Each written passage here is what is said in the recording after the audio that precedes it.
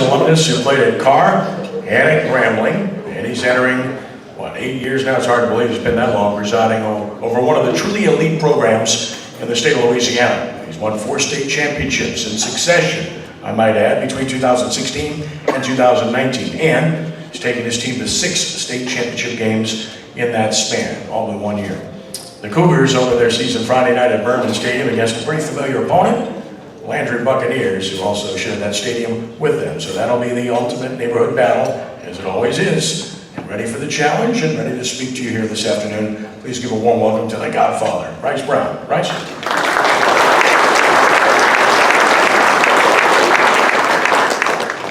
Thank you, Mr. Trey, and thank you to the quarterback club. I do want to say thank you to the Saints, LSU, and Tulane, because on our journey to being successful, they have played an integral part in our preparation and our success. So thank you for all of y'all support as well. We are excited at 4400 Jeremiah Avenue. I have to get used to the new address as we move from the old building.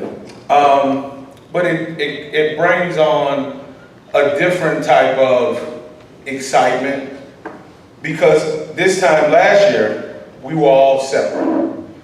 We were evacuated. We were displaced by God's own nature. But in His grace and mercy, we've returned back here together.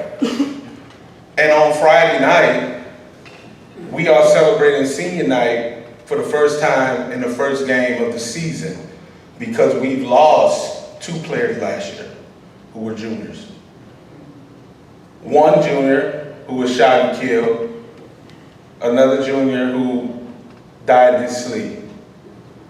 And people ask me often about the X's and O's of Karr, the expectations of Karr, the football at Karr, the band at Karr, right?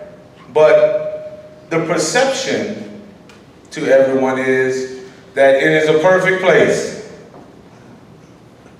Nothing is perfect. The only thing we can do is keep fighting and keep trying through God's grace and mercy. And on Friday, we're going to show our gratitude to those 2 particular parents before the game. And not only just kick off a new season, but a new celebration of our mission at Karr. It's to reach them and to teach them. I was taught a long time ago, if I could reach 1 person in this room, that 1 person can reach 10. Then for those 10, we can reach 100. With those 100, we could reach 1,000. With 1,000, we could reach 10,000. So, not just to talk about football, because we are good at that. We play good football. But we have exceptional young men who have not only bought into the roles and the responsibility of a student athlete, but who do appreciate and who are appreciative of the place they play at and the city they play for. Last week we played a jamboree. And unfortunately the jamboree ended with, again, violence. We are at war every day as high school coaches, as college coaches, as professional coaches. A war against gun violence, a war against substance abuse, a war against sometimes ourselves. But how do we put those things in perspective? We use the sport of football to bridge those gaps. We use the sport of football not only as a gateway to reach lives, but to teach lives. And for any young coach who aspires to be a coach, remember that the football comes last. Because at the end of the day, we can stand on a book, but we'll fall on the ball. And that's what we're trying to teach at Karr. Not only being appreciative, but being grateful that we're still here today. And who knows what the future may bring us, right?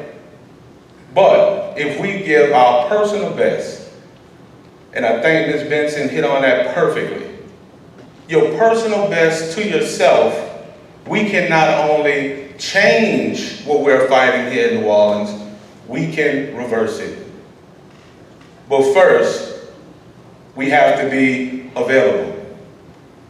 We have to be available to our students. We have to be available to our players. Secondly, we have to be accountable. We have to set examples. We have to prepare them for what's next. And the last thing, we have to be authentic.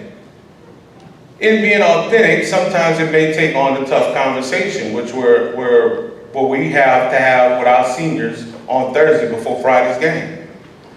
That a loss of life is real. But through that storm, on the other side of that storm, are a group of 100 men, young men, who are trying not only to satisfy themselves, but not be a product of that particular system. How do we do that? We need God on our side. If God is for you, nobody can be against you. Thank you to everybody for listening, and God bless you.